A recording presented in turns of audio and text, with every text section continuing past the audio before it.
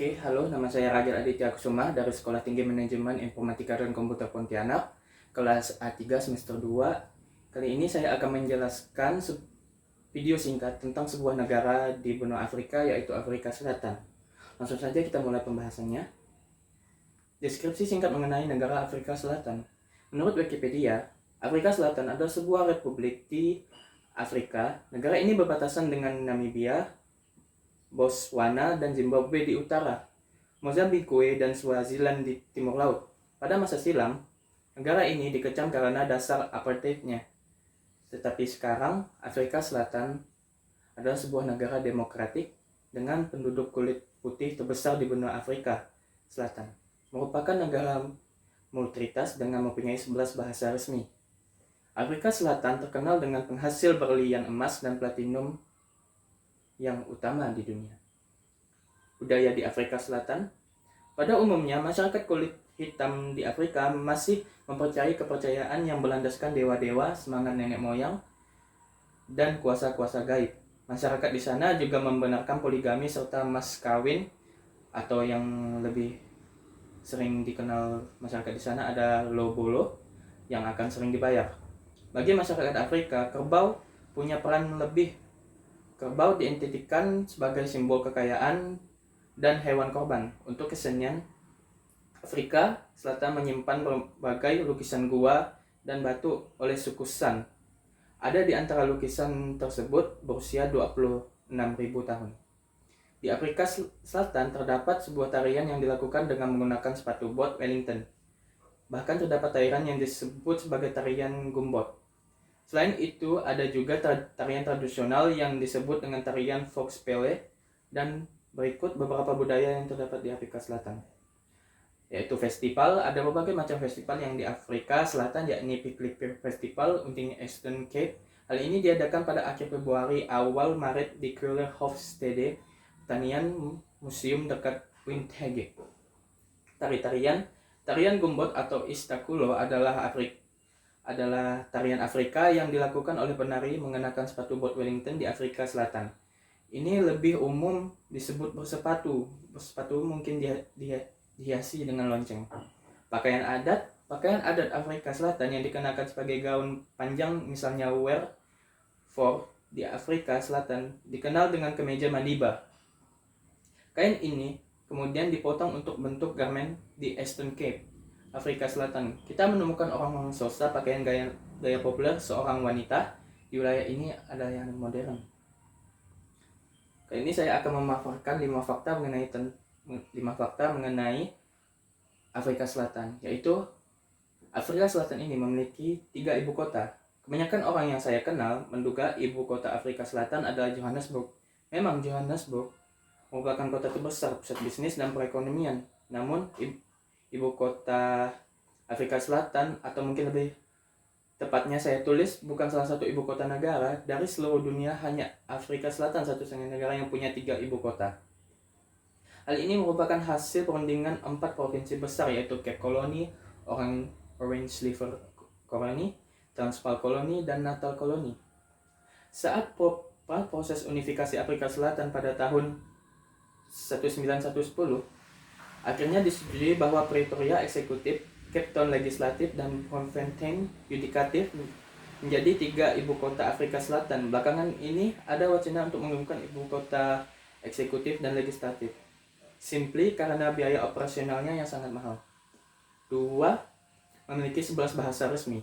Sama seperti Indonesia, Afrika Selatan dikenal sebagai Rainbow Nation atau bangsa pelangi. Memiliki kelompok etnis dan budaya yang beragam, namun demikian berbeda dengan Indonesia yang memiliki 1 bahasa resmi. Afrika Selatan memiliki 11 bahasa resmi. Betul, 11 ya. Zulu merupakan bahasa yang paling banyak digunakan, diikuti oleh Xhosa, Afrikaans, Pedi, Setsnawa, Inggris, Sotos, dan lain-lain. Yang menarik pula ialah lagu kebangsaan Afrika Selatan, yaitu Nkosi Sikelel Afrika, yang artinya Tuhan memberkati Afrika, mengandung lirik dalam 5 bahasa resmi yang negara yang dimaksud. Melalui stanza pertama adalah bahasa Xhosa yang diikuti oleh Zulu, stanza kedua di bahasa Setoso, diikuti berturut-turut oleh bahasa Afrikan, dengan Inggris untuk stanza 3 dan keempat. Ketiga, rumah bagi sejumlah binatang pemecah rekor dunia. Bagi kalian yang suka melihat fauna, Afrika Selatan memiliki koleksi binatang yang beragam di endemik. Beberapa di antaranya bahkan memegang rekor dunia tertentu. Siapa yang tidak tahu dengan Malaya darat terjebak citah, burung unta yang merupakan spesies burung terbesar. Keduanya bisa dengan mudah ditemui di sejumlah kebun binatang di Afrika Selatan. Selain itu, Afrika juga Selatan merupakan rumah bagi mamalia terbesar, yaitu gajah Afrika, reptil terbesar penyu belimbing atau leatherback turtle, ikan terbesar hiu paus, dan antelope terbesar eland. Selain itu, Afrika Selatan juga merupakan tempat hidupnya Big Five atau alias 5 binatang yang dikenal paling sulit diburu: singa, leopard atau macan tutul, gajah Afrika, kerbau Cape, dan badak. Salah satu tempat terbaik untuk melihat kelima binatang ini adalah mengunjungi Kruger National Park, adalah satu game reserve terbesar di dunia. Ada keempat, yaitu pertemuan Samudra Hindia dan Samudra Atlantik. Apabila Indonesia dikenal dengan lokasi strategis antara Samudra Hindia dan Samudra Pasifik, maka Afrika Selatan merupakan tempat temuan antara Samudra Hindia dan Samudra Atlantik.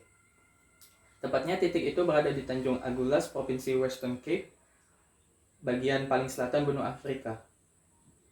Kawasan pertemuan ini oleh para pelaut zaman dahulu dikenal sebagai daerah yang berbahaya karena sering memiliki arus yang sangat deras sehingga dilanda badai.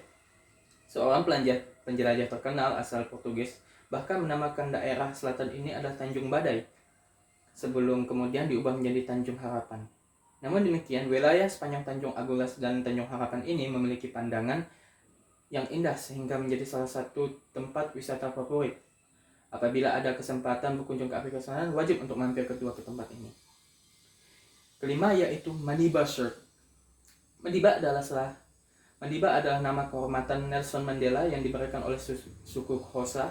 Masa hidupnya ketika menjabat presiden, beliau gemar menggunakan kemeja dengan berbagai motif antara lain seperti gambar di bawah ini. Seperti gambar di samping ini.